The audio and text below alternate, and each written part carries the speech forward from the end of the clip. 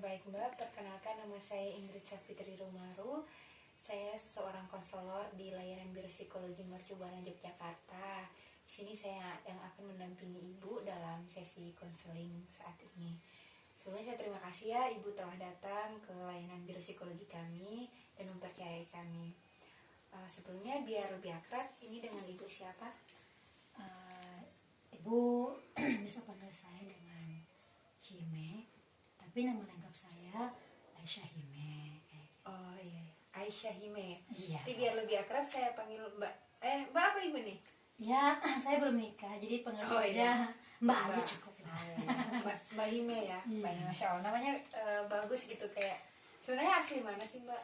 Ya, kalau aslinya sih ya, Jogja sebenarnya. Oh, aslinya di Jogja. Iya. Kesini tadi sendiri atau sama siapa? Ya, sendiri. Sendiri ya. Iya. Cari alamat di biro kami susah nggak? Sempat pas lewat sih ada sih Biro Psikologi Mercubuana. Jadi saya ya udah mampir aja sekalian. Baik Bu, sebelumnya saya berterima kasih karena Ibu telah datang ke tempat kami dan mempercayai kami. Nanti apapun yang akan Ibu ceritakan ke kami, yang akan Ibu sampaikan, akan kami jamin kerahasiaannya. Namun jika di dalam cerita Ibu saya mendengar ada informasi, ada pihak lain yang terjadi ancaman baik di pihak lain maupun bagi diriku sendiri, maka saya wajib untuk memberitahukannya kepada pimpinan dari Biro Layanan Psikologi ini. Bagaimana Ibu? Apa Ibu bersedia? Iya, bersedia. Tapi dirahasiakan kan ya Mbak ya? Iya. Nah, selama cerita yang Ibu sampaikan ini, kami akan menjamin kerahasiaannya. Namun jika ada orang lain yang terancam dalam cerita Ibu, nah maka saya wajib menyampaikannya ke pihak ketiga, yaitu pimpinan layanan Biro Psikologi kami. Nah, ya. Apa ada yang masih ditanyakan? Enggak ada sih, ada. Baiklah Bu, terima kasih sebelumnya. Oh Mbak ya, maaf Mbak Hima, ya maaf ya. Mbak Hima. Mbak Hima, kita mulai ya Mbak. Apa yang membuat Mbak Hima datang ke sini layanan Biro Psikologi? Apa ya? Ada sih yang mengganjal. Mungkin ceritanya mengenai kehilangan mungkin ya, kehilangan seorang. Ya terutama orang yang penting bagi kita kayak gitu kan. Ya misalkan orang terdekat seperti ibu dan sebagainya. Jadi Mbak datang ke sini ingin menceritakan tentang suatu persoalan kehilangan ya, kehilangan orang penting dalam hidup Mbak. Iya. Kalau boleh tahu Mbak, maksudnya siapa sosok yang Mbak bilang tadi, siapa sosok? Ya, yang tadi saya bilang itu ibu kayak gitu kan, kadang ibu kan pentingnya. Apa yang paling Mbak Hima ingat dari sosok ibu? Yang paling Mbak ingat dari sosok ibu? Kebaikannya, wanita yang super power gitu kan. Terus kasih sayangnya itu pentingnya. Yes. Jadi beliau itu sosok yang Kuat penting lah, banget penting kuat dalam hidup Mbak Hima. Terus beliau itu juga apa ya, sosok yang penyayang ya, penyayang tadi kata Mbak Hima. Terus memberikan kasih sayang dan kuat ya tadi Mbak bilang kuat. Ya Itu sebagai penyemangat lah ya, sebagai penyemangat sih itu. wanita yang tegar ya. Oh, sebagai penyemangat. Mbak tadi bilang bahwa ingin menceritakan tentang suatu kisah kehilangan, yaitu ibu ya. Tentunya ini hal yang berat ya, kehilangan seorang ibu. Apa yang paling Mbak rasakan saat terjadi kehilangan tersebut, saat peristiwa kehilangan itu terjadi? Apa yang paling Mbak rasakan saat itu? Yang jelas sedih ya, sedih, terus banyak beban juga gitu kan. Dan tadi kalau hilang orang yang terpenting itu apa sih harus kita lakukan? Pertama-tama kita merasa terguncang kayak gitu, kok bisa dia tiba-tiba pergi gitu kan, padahal kita masih membutuhkannya kayak gitu. Itu sih. Jadi yang Mbak rasakan saat itu, saat ibu ya mendiang ibu pergi itu, Mbak merasa terguncang sekali ya, Iya, terguncang, jelas, sedih, sangat sedih karena beliau itu ya itu bukan harapan ya, wanita yang penyemangat ya. Kalau nggak ada ya siapa lagi yang mau ngasih kita semangat gitu kan. Jadi bagi Mbak Hime sosok ibu itu sebagai sosok penyemangat ya dalam hidup Mbak Hime. Itu salah satunya. Jadi untuk saat ini nih Mbak, maksudnya kan ibu, kalau boleh tahu ibu udah meninggal Udah 5 tahunan apa 6 tahunan ya? sudah 5-6 tahun yang lalu. Kalau boleh tahu hingga saat ini apa perasaan yang paling Mbak rasakan ketika mengingat ibu? Ya kadang gembira gitu, kadang sedih. Ya tergantung. Kalau tergantung momen dimana kita berada. Kadang kalau kita ke suatu tempat tiba-tiba keingat, kadang ya enggak juga, kayak kadang ya kadang cuma masa-masa bahagia kayak gitu, kadang ya sedih. Jadi kalau di momen-momen tertentu, untuk saat ini Kalau nggak sibuk ya, kalau misalnya kalau saya nggak sibuk itu lagi duduk di luar tiba-tiba keingat. Terus kalau sibuk pasti nggak keingat. Jadi kalau lagi sendiri ya, lebih tepatnya kayak lagi sendiri kan, kita lebih mengingat orang-orang yang terdahulu gitu. Iya, yang terpenting bagi kita kan. Jadi bagi Mbak Hime, ketika Mbak Hime sendiri diam tuh teringat ibu. Kadang merasa sedih, tapi kadang juga gembira. Masa apa yang buat Mbak Hime sekarang kayak mengingat ibu tuh kadang di posisi sedih, kayak seperti apa? Posisi sedih. Seperti apa Mbak mengingat ibu terus merasa sedih? Itu kalau lihat ada yang foto bareng keluarga. Iya ya, jadi teringat mendiang ibu ya. Maksudnya melihat foto orang lain teringat ibu. Dan apalagi beliau tuh kan sosok yang sangat penting bagi Mbak Hime sendiri ya. Baik Mbak Hime, memang ini sangat berat ya. Maksud kehilangan sosok yang sangat penting dalam kehidupan kita, yaitu ibu. Ini memang sangat berat dirasakan oleh Mbak Hime. Terus jika ibu ada di sini sekarang saat ini, apa yang akan ibu katakan tentang Mbak Hime saat ini?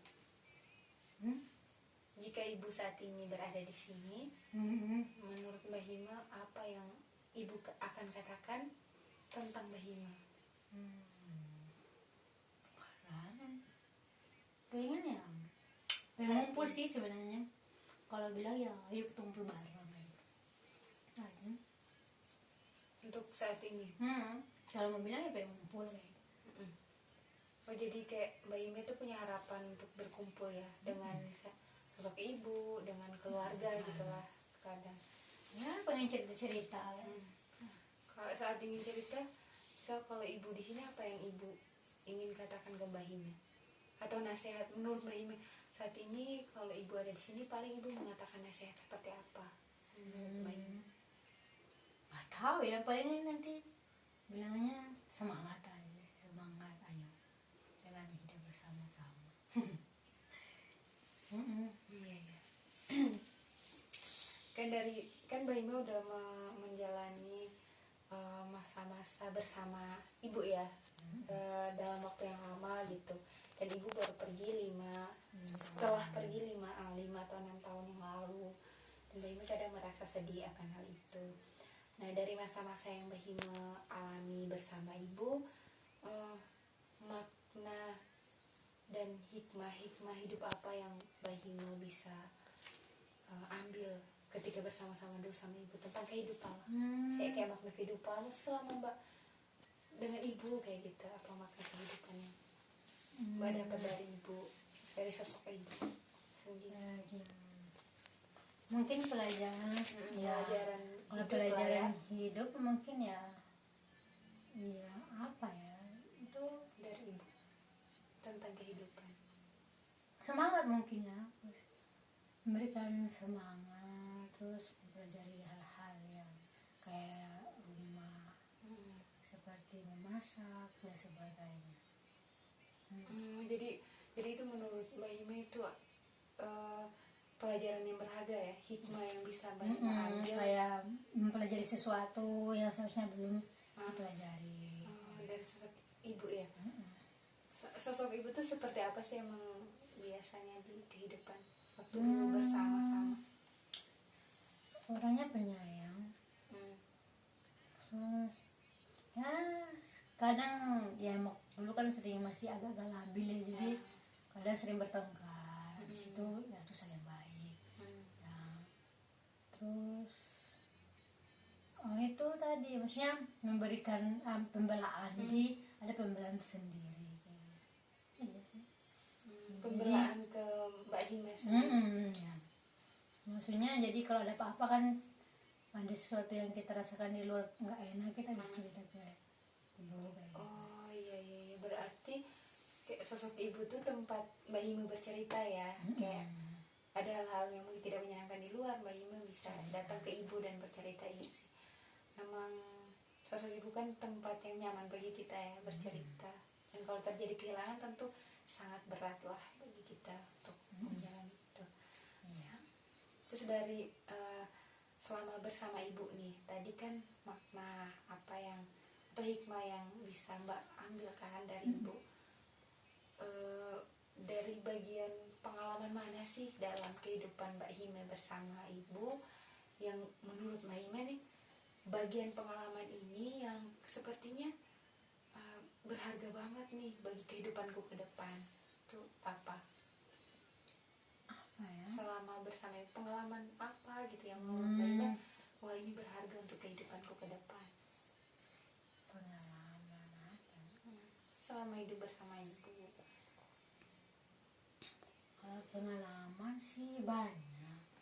Kayak salah satu yang menurut Mbak berharga, kayak untuk dijadiin ini ke depan gitu, kayak nilai-nilai untuk kehidupan. Mungkin diberikan motivasi mungkin. Jadi pengalaman itu berupa motivasi, dimana ya kalau nggak ada beliau, aku harus jaga adik-adikku gitu. Motivasi itu sebagai seorang kakak ya harus usaha sekuat mungkin. Maksudnya melihat mereka kayak Oh, jadi kayak pengalaman berharga yang Mbak Hime bisa ambil dari ibu tuh kayak semangat dan bagaimana bisa sebagai seorang kakak bisa menjaga adik-adik ya ke depannya seperti apa. Apalagi sekarang ibu udah ya ada pasti semangat itu yang yang menjadi pengalaman berharga bagi Mbak ya. Baik Mbak, tentunya ini sesuatu hal, kalau tentang kehilangan tentu hal yang berat, apalagi terjadi pada ibu kan, ibu kita. Jadi apa ya, dari sisi konseling kita saat ini, dan sepertinya waktunya sudah mau selesai juga, akan saya simpulkan. Namun apa sih yang Mbak dapat dari sesi konseling kita kali ini? Hikmah apa yang bisa Mbak ambil gitu? Ada cara pandang baru atau bagaimana? ada yang mendengarkan mungkin ya. Jadi kita bisa menceritakan sesuatu yang rahasia dan juga mungkin agak lega ke orang lain. Kalau untuk solusi ya masing-masing dari kita memberikan solusi juga penting. Iya. Kalau boleh saya tahu, maksudnya dari saat Mbak merasa kehilangan itu kan tentunya sedih ya, sedih. Nah, saat sedih dan Mbak rapuh itu, apa yang membuat Mbak bisa kuat gitu loh dalam saat kesedihan itu? Itu dimotivasi yang diberikan tadi, kayak kamu itu kakak gitu kan. Ya seharusnya kamu menjaga adik-adikmu kalau ibu nggak ada kayak gitu ya. Itu yang motivasi, maksudnya yang memberikan semangat. Jangan pada semangat, yang membuat Mbak Hime bisa tetap tegar ya. Iya. Mengingat adik-adik kan, mengingat adik-adik dan mendidik mereka. Apalagi pernah dibilang kamu kan seorang wanita kan. Iya. Kayak gitu wajar, maksudnya suatu saat kamu juga merasakan hal yang sama. Jadi mulai sekarang ya kuatkan dirimu. Oh, jadi itu nasihat berharga dari ibu ya. Masa kamu wanita, kamu suatu saat akan mengalami hal-hal yang sama dengan ibu. Iya. Jadi menjadi sosok yang tegar itu sudah harus dilakukan, Harus ya. dilakukan Menjadi sekali. seorang wanita, ya. Jadi kedepannya katanya jangan kaget kayak gitu. Biar kedepannya tidak kaget dengan misal tantangan-tantangan kehidupan yang serupa. Apalagi zaman sekarang kan banyak yang terlalu tergantung sama ibu kayak gitu kan. Iya. Jadi ya harus mandiri. Oh ya, jadi baik Mbak Nini, sepertinya sesi konseling kita udah selesai. Di sini akan saya rangkum bahwa Mbak tadi menceritakan suatu cerita kehilangan yang ya sangat berat ya, yang sangat berat Mbak alami, yaitu kehilangan sosok ibu 5 tahun yang lalu. Dan pada saat ini Mbak sudah, ketika mengingat itu lagi, Mbak sudah lebih tegar lagi ya, luar biasa, karena Mbak mengingat nasihat ibu yang waktu itu bahwa sebagai seorang wanita harus menjadi wanita yang tegar, apalagi Mbak sebagai sosok yang kakak pertama ya, pertama, jadi harus menjadi wanita yang tegar. Saat mengingat adik-adik itu yang membuat Mbak kuat ya. Iya. Oke, baik Mbak, kami akhiri sesi konseling kali ini. Akan kita lanjutkan di sesi konseling berikutnya. Terima kasih Mbak. Iya, sama-sama. Ya.